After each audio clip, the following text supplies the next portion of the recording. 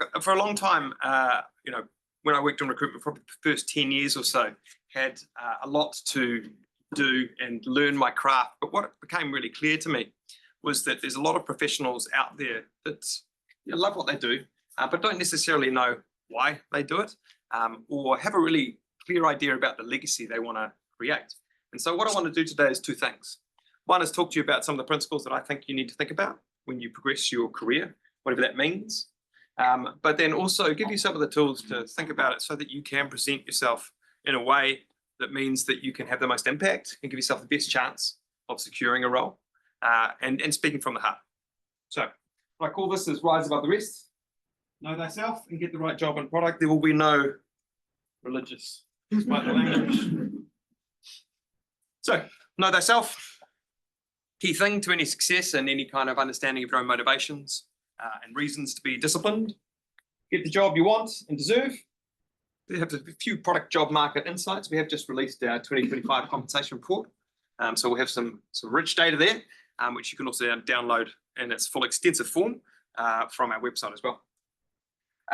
We'll have a little bit of a chat about Q&A from there on in. And so what that's about is there's people here that are from all different walks. Some working in startups, their first jobs. I know I was talking to a fellow before that's just graduated, working in an AI startup, which I think is an amazing thing to do straight off the bat. And then we'll have some people here a little more seasoned, a little more salt in the pepper, like me, who are probably more in the twilight of their careers, perhaps. I don't know. So we've got a real spread here, but everyone is looking to progress their career. Everyone's looking for their personal advancement. So happy to answer any questions that you may have. I would like people to ask questions throughout. Okay, this is not a canned presentation. I can't even remember what the next slide is. So, like, if you have questions throughout this, please just throw up your hand. No doubt someone else will be thinking the same question. A little bit of insight here. I hate it when people read off slides, so I won't do that, but I'll let you absorb some of the truth that I see. And this is reflective of the current market, I believe. And some trends here that I've noticed over, it'll be 20 years that I've been doing recruitment in January of 2026. So I've seen quite a lot of stuff in that time. This is something that I do want to bring your attention to here. If you're on the hunt, you do need to think about yourself like a product. This is something that's critical, and I think a real key motivation aspect when you are looking for work. I'm assuming that some people here are looking for work or looking maybe a prospect of new work. I will share the slideshow after this as well, so you don't need to take pictures if you don't want to. Can you give us an example around what you mean by thinking as a product? Yeah, I'll get to that later. Okay. Thank you. But I do think that this is true. Progress and praise, and that means self-praise. Okay, progress and praise are critical to short-term motivation. Noticing what you've achieved, being grateful for the fact that you've actually managed to achieve something, really critical when you're looking for work. We've been out of work for a little while. Focus on the inputs rather than the outputs. But then also, this is the purpose piece. And look, everyone talks about purpose. Find your why. We'll talk a little about that a little bit more, what that actually means. And I'm happy to answer again any questions there. So values. Everyone's got values, right? Usually you see them on the corporate wall. They've been stuck on like a decal. Usually integrity, honesty, drive, perhaps. Now, I don't necessarily subscribe to that, but what I do believe is that everyone's got their own values. What are values? They're the way you make a decision. That's all. And it's minutiae or at macro level. So your values are really the way that you navigate your life when you're faced with decisions. We're all faced with decisions every day. So I think it's really critical that you understand what those values are. Typically, they'll come from childhood. This is not a psychology session. But they'll come from your childhood, the way that you were raised, the key influences that have been through your life. And that'll shape things. And all that does is prioritize the way that you make decisions. Now, I believe that your professional career should be a manifestation of those values. It should be the thing that you look for, the way that you can help that value manifest as an achievement, as hitting your potential, the stretch, the goals, whatever you have. And what is your future legacy? So what's a legacy? Now, we're not talking about AS400s here, right? We are talking about the thing that you're going to be proud of in the future, the thing that's meaningful that comes from your professional life.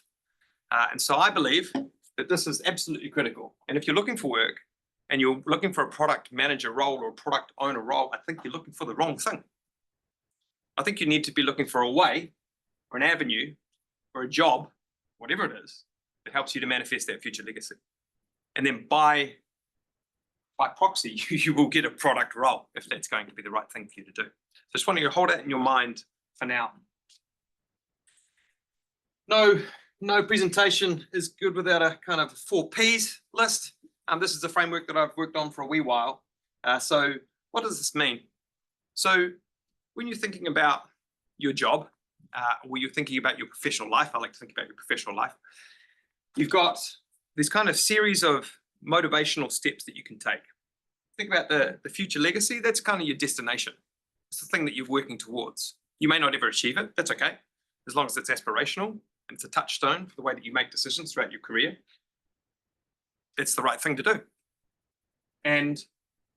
But you have the destination, but you also have the journey. So again, here's my tin pot philosophy. But the legacy, the direction that you take, that's the destination. And then the journey is your day-to-day, the activities that you do. So to be able to understand your own motivation, think about it like a ladder. To step onto the ladder, you've got to be searching for potential. And all potential is a goal, it's a stretch. A job description, literally, is a goal, right? It's like, this is what you need to do. This is your objective, right? So the goals don't even need to be your own. But to have motivation, you've got to step on that ladder. You've got to have goals.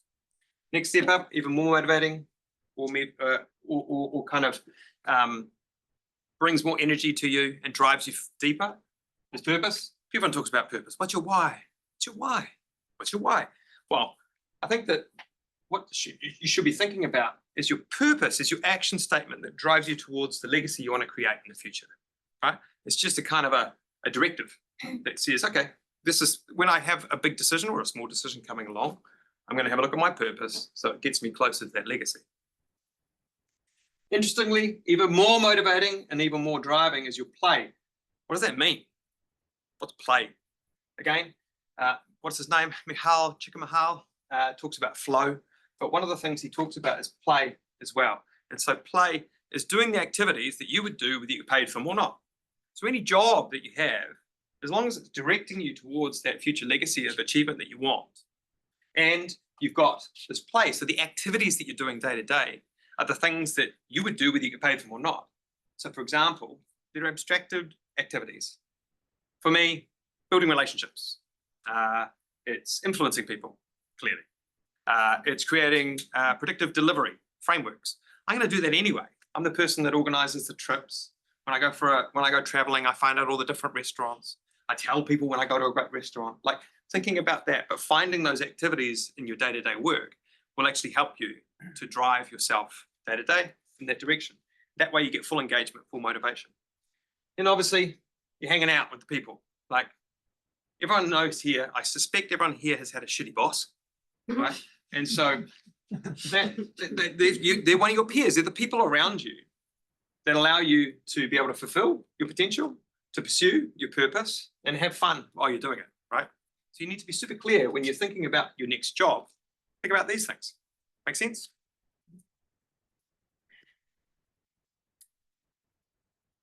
So, particularly a little bit of an aggressive statement here, but the days, especially when you've got an imbalance between supply and demand of skills, like you do now in the technology market in New Zealand, or technology job market, sorry, in New Zealand, got more people looking for work than there are jobs. Now it's starting to shift. Newsflash, we have bottomed, we're on the way up, okay? So that's good news. See if you work in government. But what I'm saying here is that applying to jobs is great. It's good. Keep doing that. That's great. But it's kind of like dropping flyers in letterboxes, right? There is zero incentive for someone to take you through the process unless you are an absolute star, like the top 1%. I'm not saying you're not top 1%, but what I am saying is that you do this and this, not just this, okay? For example, hate to break it to you, but recruitment companies tend to work for their customers, right? And their customers are both their candidates, yes, but the employers, right? So the incentive is that they need to be persuaded to represent you to the employer, okay? Not the other way around, typically. especially in this market where if you imagine that there's a bottleneck of someone who's getting all those applications, they're looking for reasons to say no. They're not looking for reasons to say yes. That goes for in-house recruitment, that goes for hiring managers, that goes for recruitment companies, that goes for anyone. How do you deal with the paradox between experience versus like qualifications? What do you mean? Well, I got a job in air traffic control because of my experience, not my qualifications. Mhm. I was the edge case. I got in. So what's the question? Well, it's related to how much weight do you put on experience versus qualifications, right? I wasn't the most qualified candidate. So I had the most experience. do you mean That's why I got qualifications as an education? in. Yeah. Right. Etc. So education is a contributor. I would say experience is far more powerful. So if we go for abstracted theoretical knowledge of something as opposed to ROI and results within the domain, I'll always go the latter. And that's the true of nearly everyone else. But it's the quantitative and qualitative achievements that you already have. If you've got the educational, so what education says you have potential, right? It says you might have a professional certification within something that you want to apply to a problem, but if you haven't applied yourself to that problem already and got results, then you are not as valuable as someone who already has done that stuff. And all that is its probability. So it's managing that person, the employer's risk. The employer's just managing their risk. Does that answer your question? Yes. So what I would like people to do is think about themselves as a product. So I don't know if you've applied this thing. If you're in this room, you've thought about product management, right? You would hope. So when you are building a product, hopefully people have built products, matured products, gone to market with a product. Have you ever reflected that upon yourself? Right? So what discovery have I done? Competitive analysis. When I look at all the different platforms that I'm in, does it all make sense? Is it all consistent? Do I like going to that? Does the information make sense? Am I also getting traction, right? Am I going out and meeting my customers? Your customers are your employers, or the people that could or should make decisions, or refer you to people who can make decisions, right? So in this way, when you're thinking about yourself and the way that you're approaching getting a new work, or building the opportunity to go out and get new work, or kind of just trying to figure out what you should do next, think about yourself like a product. It's really critical. And then when we play that back in the other 4 Ps, then you could, because that's essentially when you're thinking about those 4 Ps on that motivational ladder, that is what you are as a product and should be as a product. When you've got the opportunity and you've got the opportunity to go and talk to a decision maker, think about this preparation. Never turn up to a coffee thinking it's just going to be a coffee, right? Think about how hard you have worked to be able to get that meeting, right? Or the number of people you've begged, borrowed them, and tried to please to get that meeting with that decision maker. You want to be going into that with quantitative evidence of what you're all about, qualitative evidence, great stories about what you've done, and key questions that show that you've thought about the role, the business, the position that you are in the market that reflects. So, tell me about your, I don't know, tell me about your go-to-market strategy. Oh, blah, blah, blah, blah. That's really interesting. That reminds me of this go-to-market thing that I used to do, blah, blah, blah, blah, blah. Okay. So what you're trying to do is trigger a response and create an opportunity for you to tell another story by the questions that you ask. Performance. So performance, this is not about achieving big results. This is actually about the performance. Because any meeting with someone new is a dance. It's like a little drama. You've learned your lines, you've got your stories, you're ready to rock and roll. But don't be the guy that tries to sell you a TV at Harvey Norman. What do people at Harvey Norman try to sell you? They sell you features, right? It's got this, it's got picture in a picture. It's got, you can change the channel from the toilet, I don't know, like all these things, right? You want to be the preacher. The preacher sells you salvation, sells you the why, right? So you've got to understand what your story is, why you matter, and why it's going to matter to them. Not that you've got great analysis skills and you know how to do TOGAF and you understand product management frameworks, sorry, Anne. But like, you want to be talking about the thing that the why that you matter, what your why is, what your legacy is going to be, and be uncompromising in the direction that you're taking. Does that all make sense? I feel like I'm loading a lot of information onto people here. All right, let's get rude. So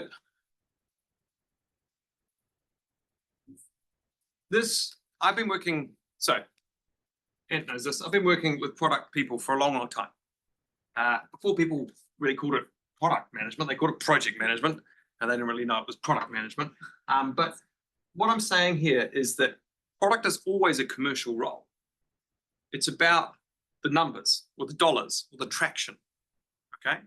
It's not necessarily about delivery. Now, delivery is a critical part of product management, but if we take artificial intelligence 3 more generations away, it's going to be taking care of all of the delivery.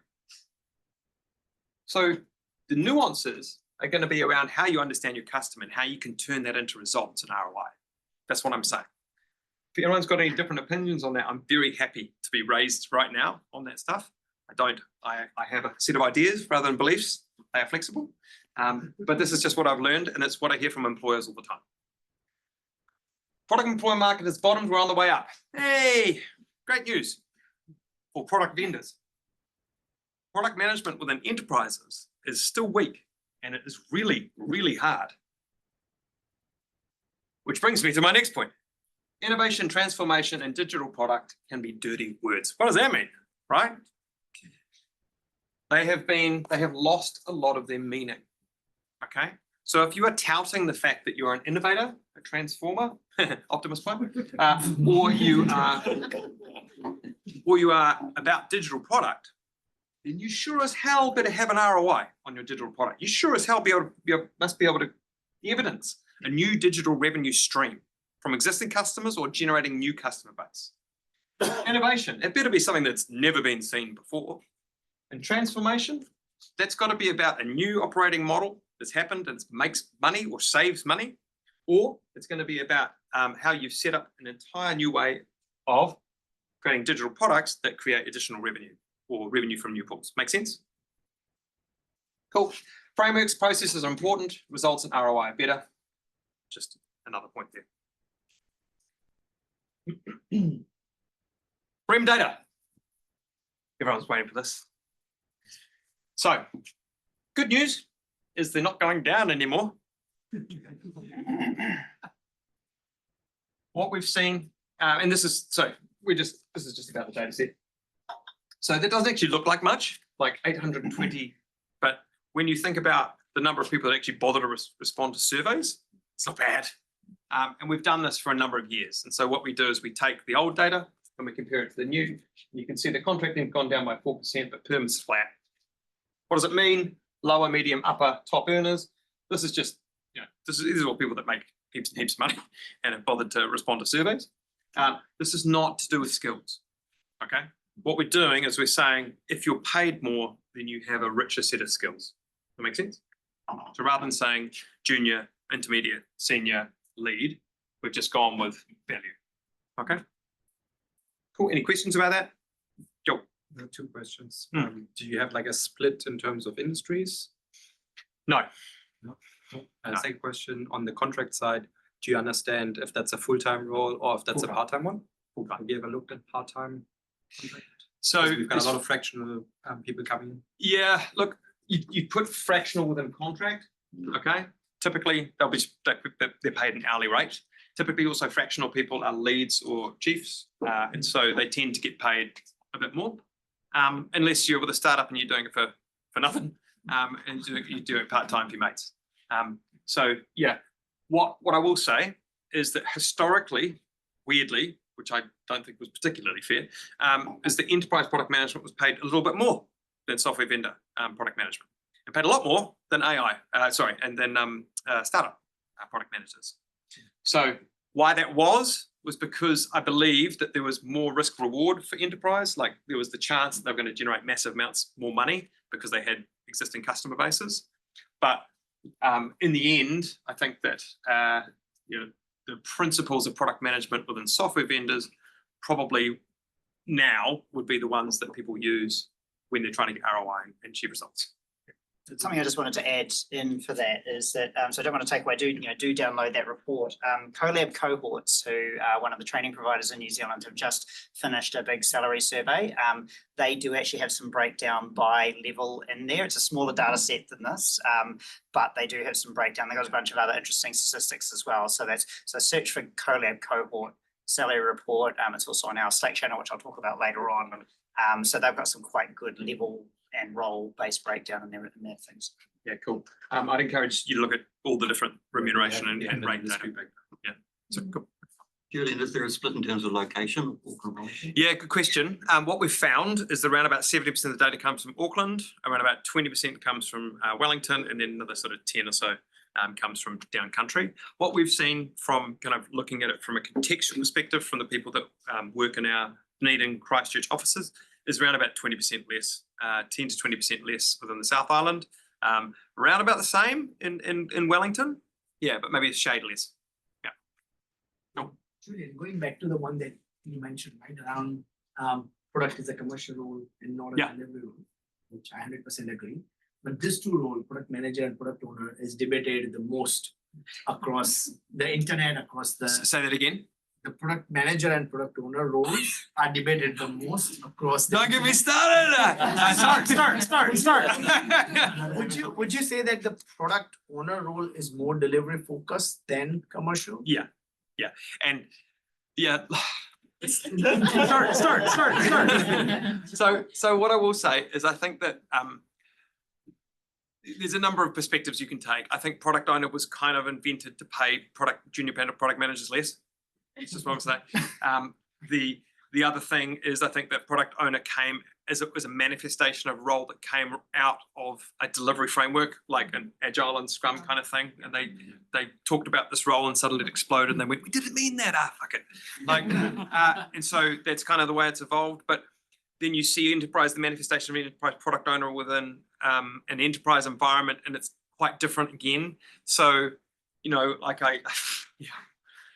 I think they just need to be called associate or junior product managers. Like that's what I think. That's just what I think. Yeah. But interestingly, offshore, you just don't really see this role much. Like it's really in Australia and New Zealand that you see it most. Yeah, so I just spent a bit of time in the US. So you got them started now. Yeah. It's the same thing. I spent a bit of time up in the US at a couple of conferences, East Coast and West Coast.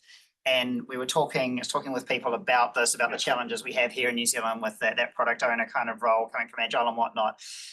First conference I went to was in San Francisco, and it's just Silicon Valley, so mostly like Silicon Valley kind of startup-y sort of people. When I talked about this, they looked at me like I was crazy. Yeah. Like, what are you even talking about? Why is that a problem in your market? Like, what the hell? And the same thing around the commercial thing. Like, why are you guys talking about non-commercial product managers? Why do they even exist? Next conference, East Coast, over in North Carolina, where I was talking to a lot more enterprisey kind of people who went to that, and they're like, yeah, we have the same problem. So it depends on where they've come from. Like often those non-commercial roles have come out of more enterprise, you say agile transformations. The more commercial roles have come out of the startup-y kind of worlds.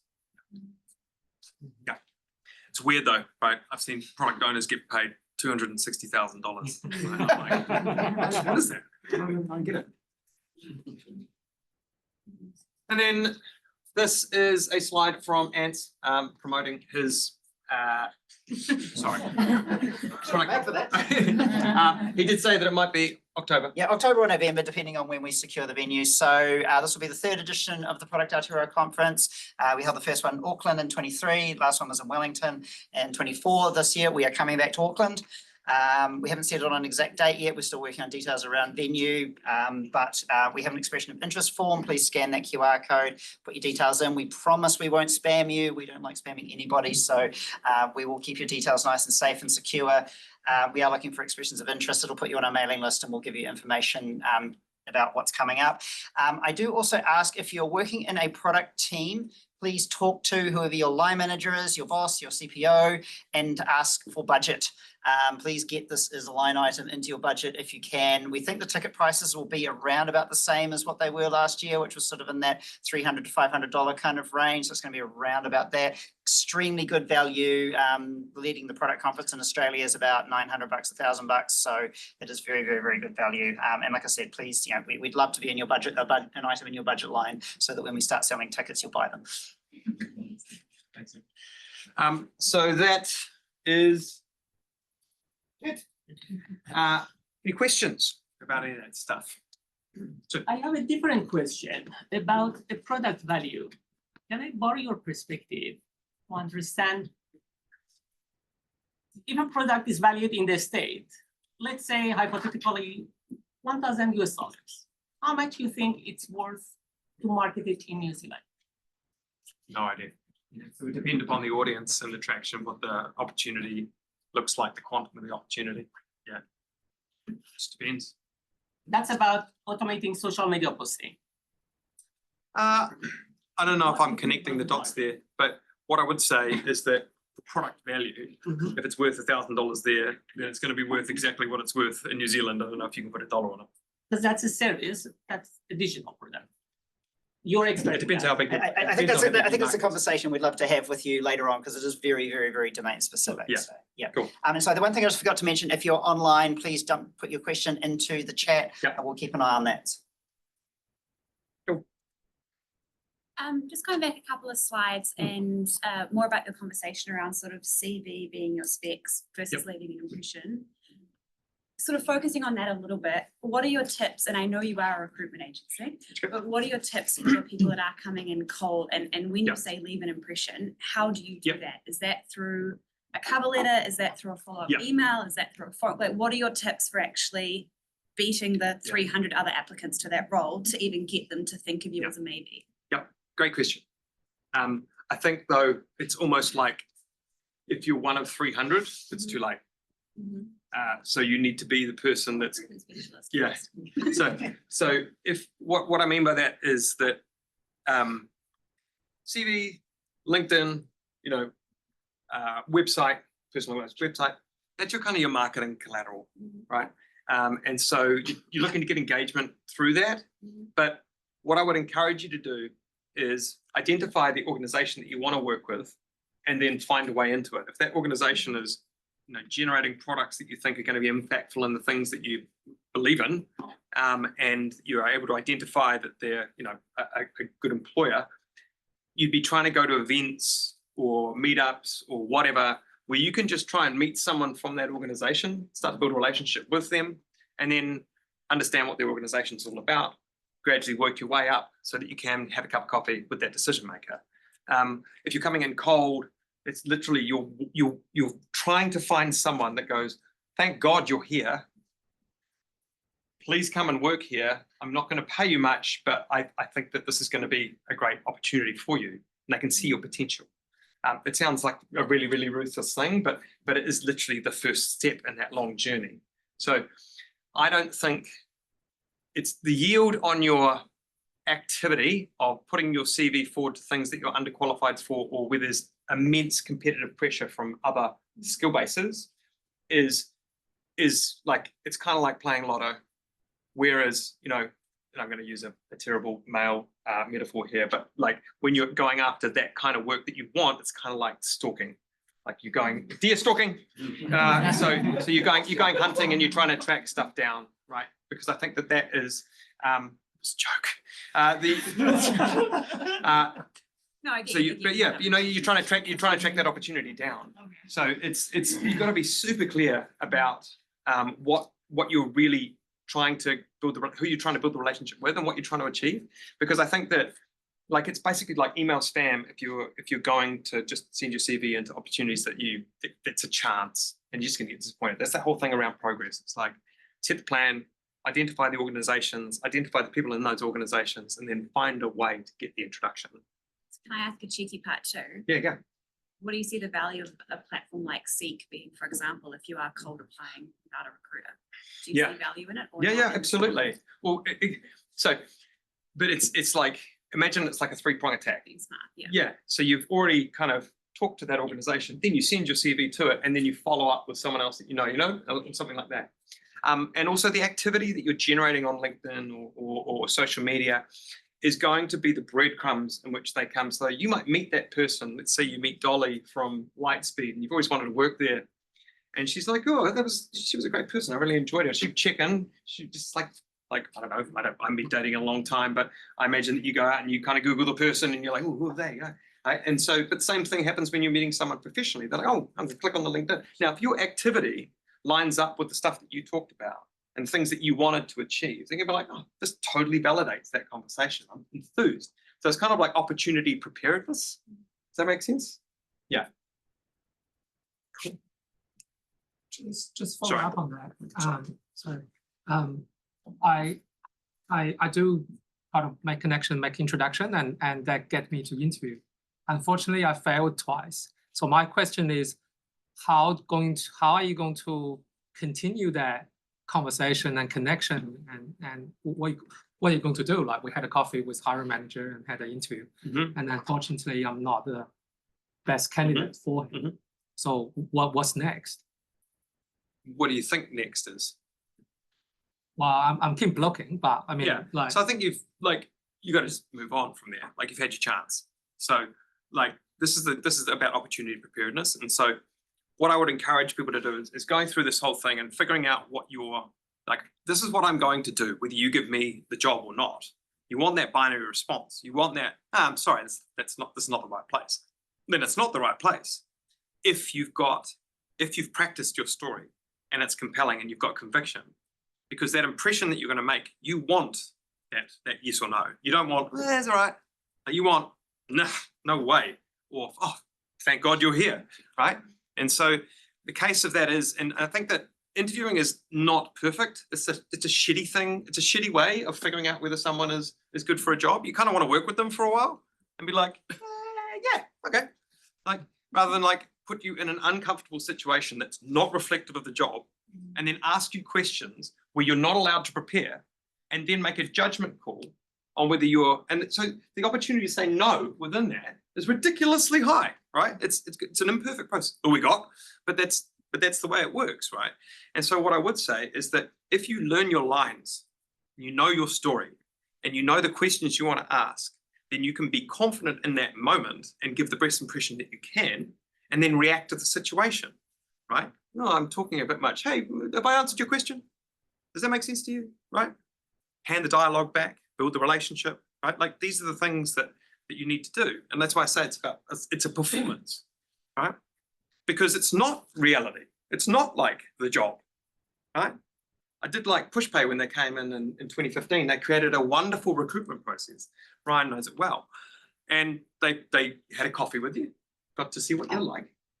Then they torched you with a technical test. And then they said, come and work with us for a day. We're not going to pay you. We'll delete all the code. We'll delete all the artifacts that you create. But we want to work with you for a day. Now, did two things. One, it showed what they were like to work with.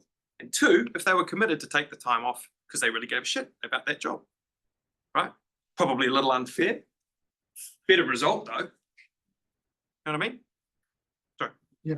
So generally, most of the approaches that you've suggested, I feel they are much longer term, because building a network takes time. Connecting with people, most of the time, people won't even respond to your emails. What is something that people can do who are out of work right now that can get them quicker results? Because you're competing against AI CVs, you're competing AI against... CVs are whatever. Like, again, the CVs don't matter. So what I will say, that's not fair. CVs matter, but they are a small component of a much larger picture, right? For example, I've hired thousands of people over the years. And who do I hire now? Well, the people that I built relationships with, right? So I have relationships with them. They trust me. They come to me. They talk to me. I give them advice. They give me advice, right? So what I will say is, if you need to find work now, and if it depends though, if that's a financial thing, or whether it's a I'm bored thing, or whether it's my wife or partner doesn't want me in the house thing, right? Like, if you have a financial necessity, then that's a sticky situation, right? And we can have a conversation after this. No, But if- I'm on job. Right. But what I would say this is if you need the money, then build a product really quickly. Learn the skills, build a product, do the product management, evidence that, find the data, create the dashboards, do that thing, then turn up to someone and go, I know that I'm not working and I don't fit, but look at the effort that I've done. I'm going to do this anyway, whether you give me a job or not. And eventually that person will say, yeah, thanks. So it's not a fair response, because I think that there are people who are in a sticky situation where they have not worked, they're looking for work, they're feeling down about the fact they can't identify work, and they're like, I need the money, so tell me how to get a job. Well, that's right at the end of that journey, right? Like I don't have an answer for that. Yeah. So, Can I ask two questions? if that's okay? yeah, sure. First one, I think will help everybody. Between the candidates who applied through CV and cover letter, or the candidates who just applied through CV, which one gets more weightage?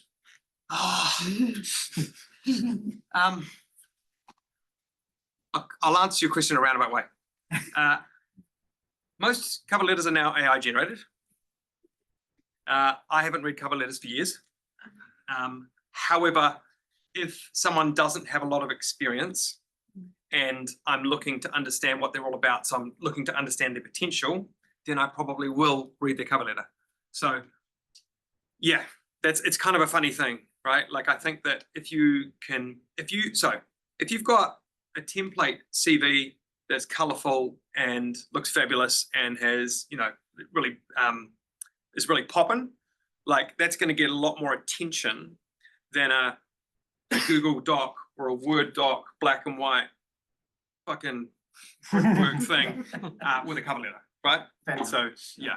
And in addition to that, your LinkedIn real estate needs to exactly reflect your CV, which needs to exactly reflect your website. Because any incongruence between those things will go, what's true, right? Another reason to say no. Lower the hurdle to say yes. Yeah. Another one, sorry. The second question. So I'm currently a senior product manager. I do manage product owners, product managers myself. Looking to climb up the ladder. It's not happening at my current workplace. Do you think that like any startup that is like Series A funding or above would consider me for group product manager or head of product or product director roles? Yeah. If so, how would I approach that? Yeah, good question. So there's a number of factors you need to consider. So in your domain, right? If your domain, so let's say it's inventory management, it's probably not, but if it's in inventory management and you're a senior here and there's a small organization which is lacking direction or is at a certain stage where they need a little bit more guidance, a little bit more structure, a little bit more process or predictable kind of results, and you've got those frameworks, got those tools, got those skills, then that's immediately transferable as into a more senior role. The other thing is like, it depends on why you're not moving up, right? Because if you're not moving up because you're unqualified, so not saying you are, or it's just because there's someone in your way, then you should be able to get, movement into any other kind of role. Like if you've got the skills, but there's just someone in the way, then there's no reason you shouldn't change jobs. But what I would say is I would say, hey, this is what I want to do. This is why I'm going to do it. I've got 6 months left here before I must make a change. So what would you like to see from me in the next 6 months? What am I missing? And to get some, like, this is your chance to be super honest with me, have one of those conversations. Because I don't think there's any danger in that, right? I've played many roles. I was team leader, business analyst, solution architect. But when I'm applying for, let's say, tech lead role, shall I remove that experience which is not relevant? What do you prefer? So right now, what I'm doing is I'm mentioning all of my organizations and what I've done. But that's kind of everything which is available in software development lifecycle. So is it just to remove and focus only on tech lead specific experience, or shall I put everything? So it depends. So what you're saying, just to play that back to you, is that you've had a bunch of different occupations, like tech lead, product management, project management, whatever, all these different ones. And now you're looking at a role that's not necessarily aligned to your most recent role. Yes, yes and no. The thing is that all of them are software development specific only, not very different. So for example, developer, senior developer, team leader, solution architect, techno-functional business analyst, all are related. But I'm applying for now tech lead role. So right now I'm mentioning all of my, which is 5 pages. Even if with 2 lines extinct, it goes 4 or 5 pages. Yeah. So I would be catering. So again, I don't think you should be going for a role. I think you should be going for a company. Won't play it again. But if you've got a specific target, so imagine that I'm trying to sell myself to you, right? And I'm talking to you about all this stuff that I've done, and you have to find the signal in all that noise, right? It's not very compelling, right? So what I would do, I wouldn't remove anything, but what I would do is the role title's fine, but then what you want to do is evidence the stuff that relates to the role that you're going for, right? So that's what you want to highlight. Right. You want to cater, because it's just like if I'm talking to you, I'm going to talk to you about specifically what we're talking about, right? I'm not going to go off on tangent about all the other things. I'm going to focus my efforts on that, because the job of your CV is to convince that person to have a conversation with you. That's all it is. Right. Right? It's not meant to be everything I've ever done in my life professionally. This is what I want you to know about what I can do and what value I have to your job. Right. That's it. Yeah. Thank you. I've got to follow on from what you just said there about the ultimate way to get through the gatekeeper. And it's sort of a story that relates to, Wolf of Wall Street, sell me this pen, right? So it came down to the fact that I wanted to talk to the CEO of a very large consultancy business in the US. And I didn't have necessarily the background to get through. So I talked to the secretary of the CEO. She says, what do you do? Where are you from? What's your background? All that stuff. I says, well, look at me this way. I'm a bicycle mechanic. And she just didn't see this coming, right? I says, but a couple of bicycle mechanics back in 1903, December to be exact, they flew the first aircraft, right? You've got to look at me as an aviator. I'm also a bicycle mechanic. I said, put that to the CEO and see what he has to say. Within 30 seconds, I'll thrill him. I think he's probably just That's an curious edge about case. what kind of wacky guy you are. Yeah. I am a pilot, so I had the advantage there. So Can I add, it's not an edge case though. Sometimes domain experience is important. Like if you've got something back in your employment history that relates to the domain of the company that you're putting under, maybe fintech or health tech or something like that, that's important to flag. I have often looked through CVs where I've gone, okay, I'm not too sure about their current experience, but I can see that they've worked in my domain before, and so I want to have a conversation with them. Yeah. Oh, by the way, my conversation with the CEO, I did have to be on topic. So So, but you've got a decreasing returns as far as recency. So, for example, the most relevant, the most valuable role to anyone is the most recent role that you had, except for when you come from a specialization, right? Or specialization, domains, everyone knows what domain specific, right? Yeah, cool. So, yeah, that's the only thing I would say. I've got a question online, and I'm going to paraphrase the question a little bit. The exact question was ATS's myths or fact, but I think what they mean is the automated filtering of CVs. How much does that happen in New Zealand? Yeah. So our market's not that big, right? So we've got I think it's 70 or at its height, it might have been 100,000 people in the technology sector in New Zealand, I think, something like that.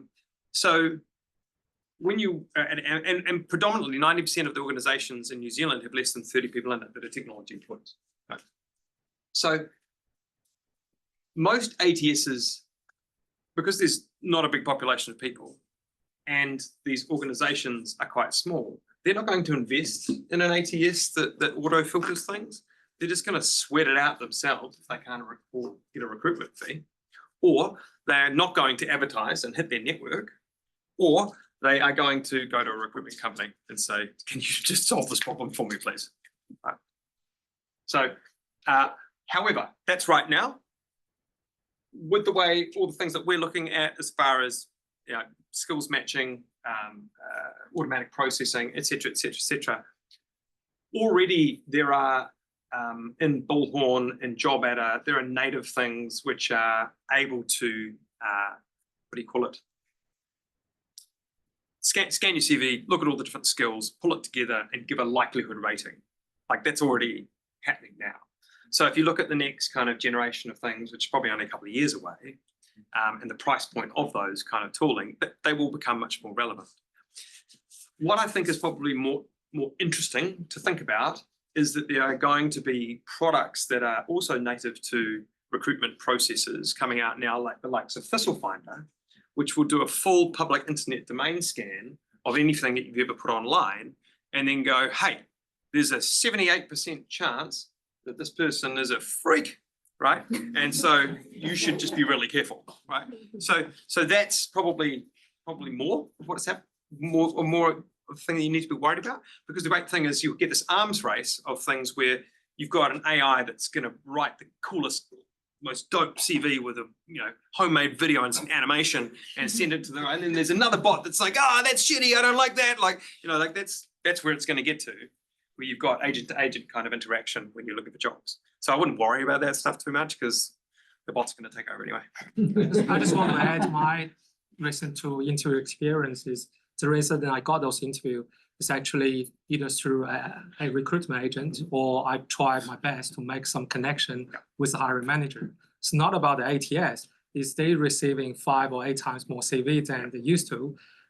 They might not have the time to actually read those. Right. So I might be a really good candidate, but they haven't really up to my CV yet. But they actually dealing with agent or people who try their effort to reach out. So yeah, absolutely true. Sorry.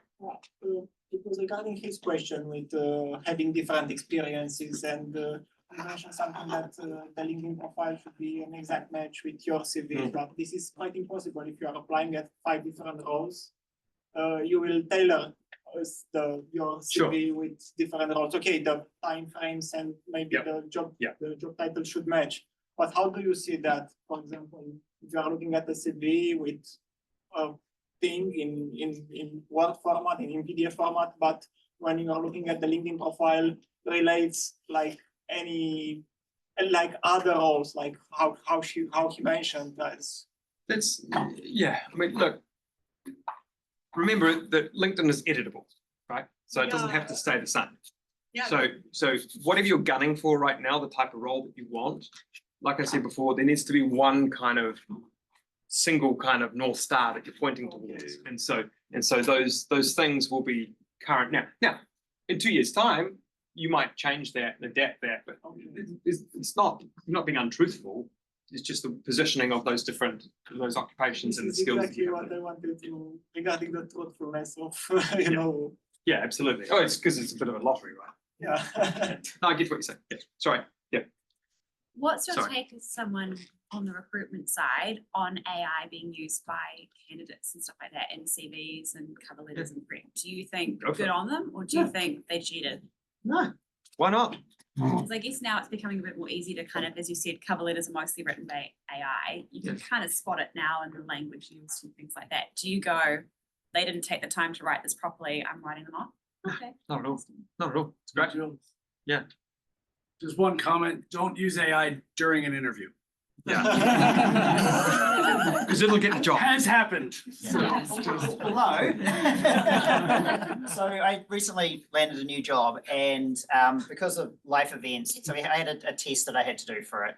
And because life events, I didn't have time to, there was a data analysis thing, I didn't have time to do it by hand. I knew kind of what I wanted to do. So I just threw it to ChatGPT and pulled out the results and whatnot. But then when I took into the test, I told them what I did. I said, I used ChatGPT, and they're really interested, like, oh, what did it tell us about our data? How did you interpret it and whatnot? Almost got me the role, because right now they're actually on trying to automate more of their processes and whatnot. So talking about that was actually turned into an advantage. Further to that, so now we're getting questions in leadership interviews with employers. They're like, so tell me about the agents that you're using. What are you using in your work day to day that makes you more productive, that gives you a competitive edge? So it's kind of like going, like, if you're a maths teacher, like, oh, we're using a calculator, like, I think that's where it's going to get to pretty quickly. You know what I mean? It's like, of course you're going to use the tools. Why the hell are you not using a calculator? Yeah. Sorry. So I just wanted to ask, what do you suggest to the immigrants who are coming to like New Zealand from their home country, leaving their current job? So how do they establish themselves here in the Auckland market so that, it's been 2 months. I haven't received any reply on any of the LinkedIn messages, like very few replies on email, cold messaging, everything I have tried. But there are many less chances because there is nothing that is relevant to the New Zealand market, like in my CV.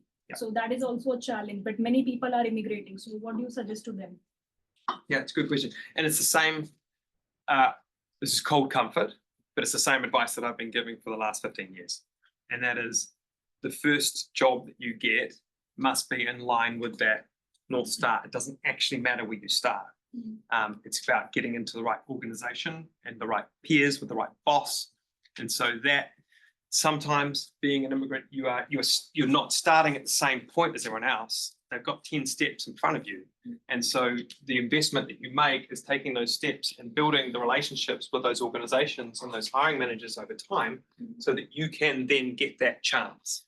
And it's a shitty situation to be in, but it is worthwhile going through it and doing it the right way. It'll be super frustrating, but like we talked about with progress, set your own activity metrics. I'm going to have 10 coffees this week. That's all I'm going to do. And that's enough to be able to build my understanding of where the cool people are and where the dicks are. And that's going to be my first couple of weeks. And then the next couple of weeks are going to be identifying all the different meetups that I think are going to have the right kind of people that believe in me and are going to give me advice. And I'm going to take that feedback and I'm going to get really, really good at presenting myself and telling my story, and it's genuine. And then the next 2 weeks are going to be me like getting feedback on my CV, taking the people into the meetups and starting conversations, figuring out what the business culture, how they make decisions in that organization or in this particular domain, getting feedback on the way I'm presenting myself. Like, that's the way to do it. And it's harder. It's really hard. And I respect you for arriving and throwing yourself at it because it's a tough time. The good news is we've bottomed out, we're on the way up, right? So it will get easier. And to chime in on that, because this is a really, really, really important one. Don't have coffees with people looking for a job. No. That should never be your opening line. No. Be curious. You know, product people, I hire product people based on curiosity. So be curious. Hey, I'm really interested in your organization. I'd love to learn more about it.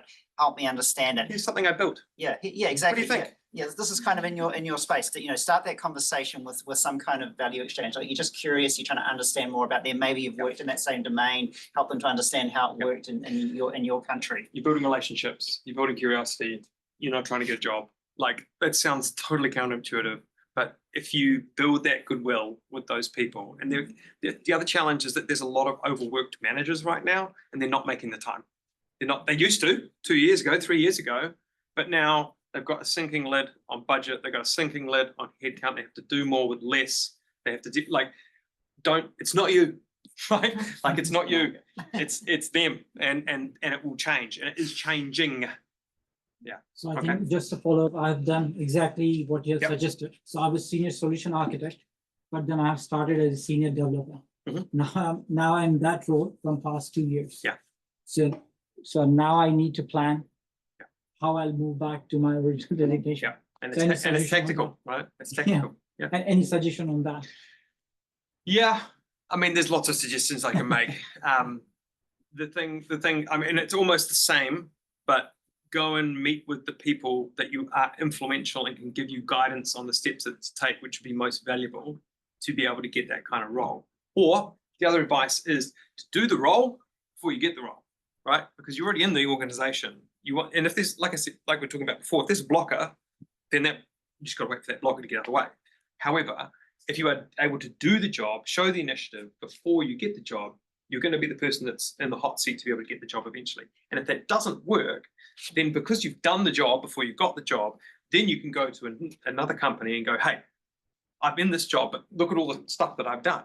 This is what I've been doing while I've been there. I've done that exactly the same thing. And so, but that's your best chance. And then you've got to, again, tell your story, tell the same story, be uncompromising in the direction that you're taking.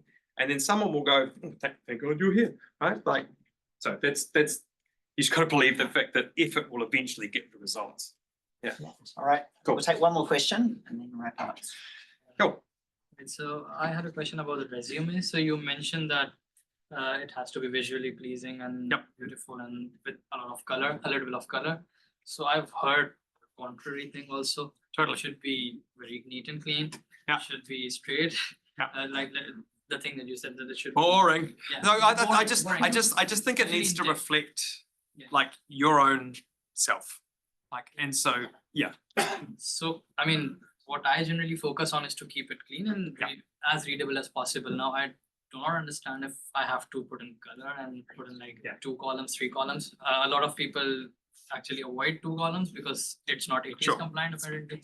So that is also a viewpoint. So what CVs work here? cool. So I'll give you an answer that will answer your question, but it won't be super specific because I haven't seen your CV. What I will say is it takes me about 5 to 8 seconds to review a CV. 7 seconds, it's the average. So if you've got information that is readily available for me to consume within 5 to 8 seconds, then those are the best CVs. So, and they're quantitative, qualitative, and you know, the stuff that I want to see is results based. It's domain specific. It's the title. It's like all those things, so that I can make a snap judgment to then go deeper if I need to. Make sense? Yeah. So that's like the best marketing collateral, the best kind of product portfolio or catalogs you look at and you're like, yeah, I get it. It's the same thing. All right. And by the way, I'm going to totally judge your presentation skills based on the CV that I read. Like product people, we're supposed to be able to be concise and precise. Punchy. If your CV is not concise and precise, I'm totally judging you. All right. Thank you very much. Everyone, a big round of applause for Julian.